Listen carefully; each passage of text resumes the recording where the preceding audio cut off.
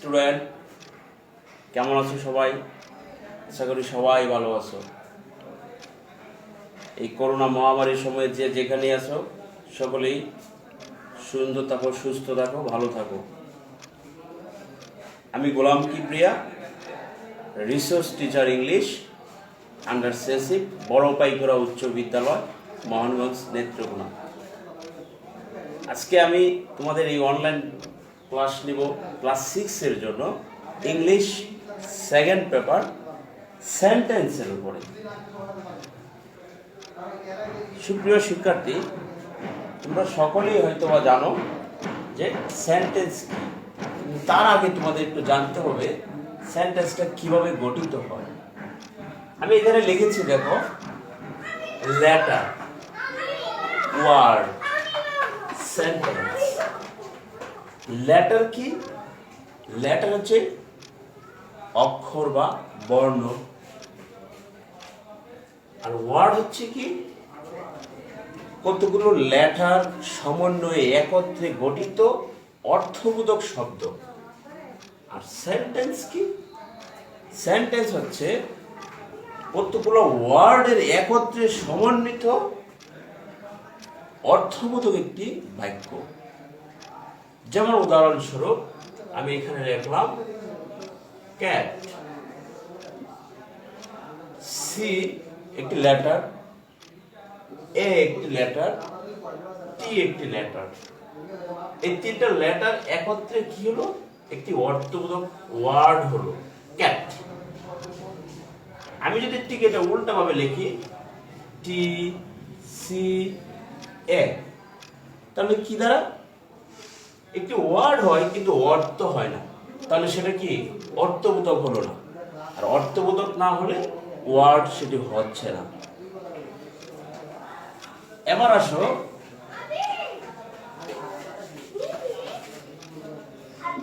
আসো সেন্টেন্সের ক্ষেত্রে। আমি এখানে ক্যাট লিখলাম, এটা অর্থবোধক হলো। ক্যাট অর্থ কি? বিড়াল। এখন সেন্টেন্সের ক্ষেত্রে আসি। This is a cat. This একটি ওয়ার্ড, is একটি ওয়ার্ড, a আর্টিকেল একটি ওয়ার্ড, ক্যাট একটি ওয়ার্ড।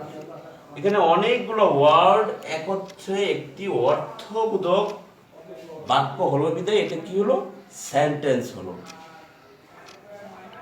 তার মানে এটা হচ্ছে কি সেন্টেন্স হিসেবে রাইট। আমি যদি এটা এখন উল্টা ভাবে লিখি, cat this is a, that means এটা কোনো অর্থ দাঁড়ায় না। অর্থ না দাঁড়ালে, অর্থবোধক না হলে সেটি কি সেন্টেন্স হবে না। তোমরা কি বুঝতে পারছো সুপ্রিয় শিক্ষার্থীরা? আমি এখানে কি লিখলাম সেন্টেন্সটির আবার এই ব্যাখ্যাগুলো একটু বুঝো। লেটার, কতগুলো ওয়ার্ড, কতগুলো বর্ণ দ্বারা একটি ওয়ার্ড হয়, আর কতগুলো ওয়ার্ড দ্বারা একটি কি হয়? সেন্টেন্স হয়। যেমন উদাহরণস্বরূপ লিখলাম ক্যাট, এটি কতগুলো লেটার, তিনটা লেটার নিয়ে কি হলো? একটি ওয়ার্ড হলো। তদ্রূপ এই ক্যাট দিয়ে আবার কি একটি সেন্টেন্স হচ্ছে কিরকম? কতগুলো ওয়ার্ড নিয়ে একত্রে একটি sentence. This is a cat. তোমাদেরকে অবশ্যই মনে রাখতে হবে, যদি অনেকগুলো ওয়ার্ড একত্রে হয় তাহলে সেন্টেন্স হয়, কিন্তু সেটা কখনোই অর্থবোধক ছাড়া হলে হবে না, অবশ্যই অর্থবোধক হতে হবে। এবার আসি আমরা পরবর্তী আলোচনায়। আমি এখানে লিখেছি, দেখো তোমরা, সেন্টেন্স। সেন্টেন্স এর দুটি অংশ। কয়টি অংশ? দুটি অংশ। কি কি? একটি হচ্ছে সাবজেক্ট আর একটা হচ্ছে প্রেডিকেট। তোমাদেরকে অবশ্যই জানতে হবে সাবজেক্ট কি এবং প্রেডিকেট কি। আমি একটি সেন্টেন্স লিখি, তারপরে দেখো, Araf is a good boy. এখানে কোনটা সাবজেক্ট কোনটা প্রেডিকেট কিভাবে চিনবা? সাবজেক্ট হচ্ছে উদ্দেশ্য আর প্রেডিকেট হচ্ছে বিধেয়। কি বললাম অর্থটা? সাবজেক্ট উদ্দেশ্য, প্রেডিকেট বিধেয়। আমি এখানে লিখলাম Araf is a good boy. যেই সেন্টেন্সে যার সম্বন্ধে কিছু বলা হয় সেই সেন্টেন্সে সেটাতে দাঁড়ায় subject. Araf is a good boy, এখানে কাকে বলা হচ্ছে? আরাফকে। তাহলে আরাফ হলো সাবজেক্ট। সাবজেক্ট যেই সেন্টেন্সে সাবজেক্ট সম্পর্কে যা কিছু বলা হয় সেটা হলো প্রেডিকেট। এখানে কাকে ভালো ছেলে বলা হচ্ছে? আরাফকে। আরাফ সাবজেক্ট। আরাফের সম্বন্ধে কি বলা হলো? আরাফ একজন ভালো ছেলে। তাহলে ইজ এ গুড বয় সেটা হচ্ছে প্রেডিকেট। প্রেডিকেট। তো শিক্ষার্থীরা তোমরা কি বুঝতে পারছো? আমি আবারও বলতেছি, এটা কিন্তু সেন্টেন্সের প্রকারভেদ নয়, এটা হচ্ছে সেন্টেন্সের অংশ। একটি সেন্টেন্সের দুটি অংশ থাকে, একটি হচ্ছে সাবজেক্ট আর একটি হচ্ছে প্রেডিকেট। সাবজেক্ট কি? সেন্টেন্সের উদ্দেশ্য। আর প্রেডিকেট কি? প্রেডিকেট হলো সাবজেক্ট সম্পর্কে যা কিছু বলা হয় সেটা প্রেডিকেট। উদাহরণস্বরূপ আমি লিখলাম Araf is a good boy. এই সেন্টেন্সে কাকে বলা হচ্ছে? আরাফকে। তাহলে আরাফ হচ্ছে সাবজেক্ট। এবার আসো প্রেডিকেট। সাবজেক্টকে যা কিছু বলা হয় তা হচ্ছে প্রেডিকেট। আরাফ কি? আরাফ একজন ভালো ছেলে। তাহলে ইজ এ গুড বয় সেটা হচ্ছে কি? প্রেডিকেট। তাহলে আমি এই পর্যন্ত যা বলছি তোমরা কি বুঝতে পারছো? ফার্স্টে বললাম কতগুলা বর্ণ একত্রে হয়ে হয় ওয়ার্ড, কতগুলা লেটার একত্রে হয় ওয়ার্ড। সে ওয়ার্ডটা অবশ্যই হইতে হবে অর্থবোধক। তারপরে বললাম কি? সেন্টেন্স, কতগুলা ওয়ার্ড একত্রে গঠিত হয়ে অর্থ প্রকাশ করা হয়, অর্থবোধক হয়, এরকম দাঁড়ালে হয় সেন্টেন্স। যেমন আমি লিখছিলাম আগে কি? This is a cat. এরকম অবশ্যই অর্থবোধক হইতে হবে। অর্থবোধক না হলে সেটা কখনোই সেন্টেন্স হতে পারে না। তারপরে আসলাম সেন্টেন্সের অংশ। একটি সেন্টেন্সের দুইটি অংশ থাকে, সাবজেক্ট এবং প্রেডিকেট। আশা করি শিক্ষার্থীরা এই পর্যন্ত বুঝতে পারছো। পরবর্তী আলোচনা আসি।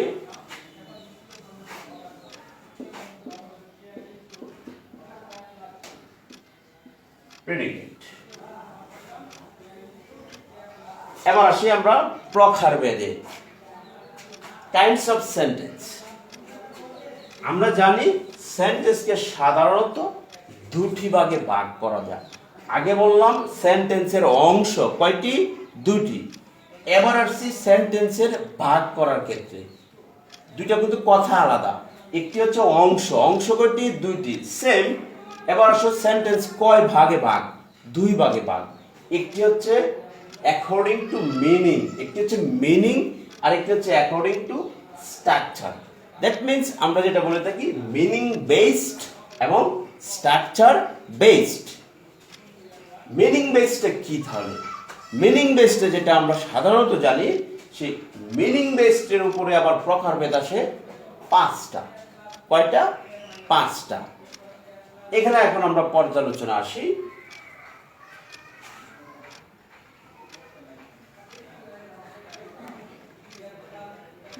According to meaning, there are 5 kinds of sentence. These are assertive, interrogative, imperative, optative, exclamatory sentence. তো কি বললাম? সেন্টেন্সের অংশ কয়টি? দুইটি, subject, predicate. Same to same সেন্টেন্সকে কয় ভাগে ভাগ করা যায়? দুই ভাগে। কি কি?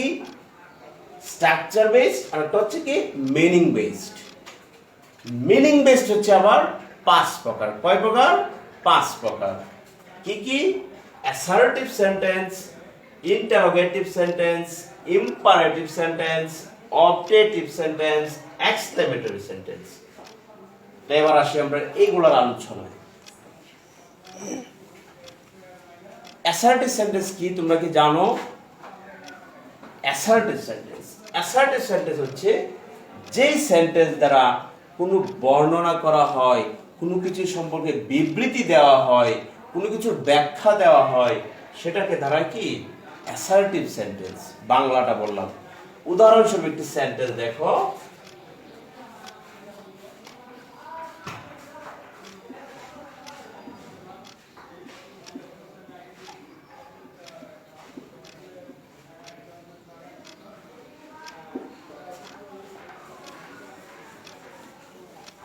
উদাহরণস্বরূপ একটি সেন্টেন্স লিখলাম, হি গোজ টু স্কুল, সে স্কুলে যায়। অ্যাসার্টিভ সেন্টেন্সের তোমার চিনার উপায়টা মনে রাখতে হবে। প্রথমে থাকতে হবে সাবজেক্ট, তারপরে ভার্ব, তারপরে আসবে অবজেক্ট বা এক্সটেনশন। এবং অবশ্যই অ্যাসার্টিভ সেন্টেন্সের সবার শেষে থাকবে একটি ফুল স্টপ। আর সংজ্ঞাটা কি বললাম? বর্ণনা বা বিবৃতিমূলক। এরপরে আসো ইন্টারোগেটিভ। ইন্টারোগেটিভ কি? কোনো কিছু জানতে বা প্রশ্ন করা হয় এরকম কিছু বললে সেটা হচ্ছে ইন্টারোগেটিভ সেন্টেন্স। যেমন উদাহরণস্বরূপ, does he go to school. প্রথমে অক্সিলারি ভার্ব থাকতে পারে বা প্রশ্নবোধক জাতীয় ডব্লিউএস কোয়েশ্চন থাকতে পারে, এবং অবশ্যই শেষে থাকবে একটি প্রশ্নবোধক চিহ্ন। তো সুপ্রিয় শিক্ষার্থীরা, কি লিখলাম? He goes to school, assertive sentence. Does he go to school, কি দাঁড়ালো? Does he go to school, interrogative sentence. এখানে তোমাকে মনে রাখতে হবে যে কি ইন্টারোগেটিভ সেন্টেন্সে অবশ্যই প্রশ্নবোধক চিহ্ন থাকবে, প্রথমে অক্সিলারি ভার্ব অথবা ডব্লিউএস কোয়েশ্চন থাকবে। এবার আসো ইম্পারেটিভ সেন্টেন্স। ইম্পারেটিভ সেন্টেন্সটা কি? সেটা হচ্ছে আদেশ, উপদেশ, অনুরোধ, এই ধরনের কিছু হলে সেটা হচ্ছে ইম্পারেটিভ সেন্টেন্স। ইম্পারেটিভ সেন্টেন্সটার একটি উদাহরণ দেখো। ওপেন দা ডোর। ইম্পারেটিভ সেন্টেন্সের বৈশিষ্ট্য হচ্ছে সর্বপ্রথম থাকবে ভার্ব। কি থাকবে? ভার্ব। এবং সেন্টেন্সের শেষে অবশ্যই থাকবে একটি ফুল স্টপ। বুঝতে পারছো? এবার আসো অবজেক্টিভ সেন্টেন্স। অবজেক্টিভ সেন্টেন্স কি? সেটা হচ্ছে ইচ্ছা, আশীর্বাদ, এই ধরনের কিছু হলে সেটা হচ্ছে অবজেক্টিভ সেন্টেন্স। যেমন আমি লিখলাম,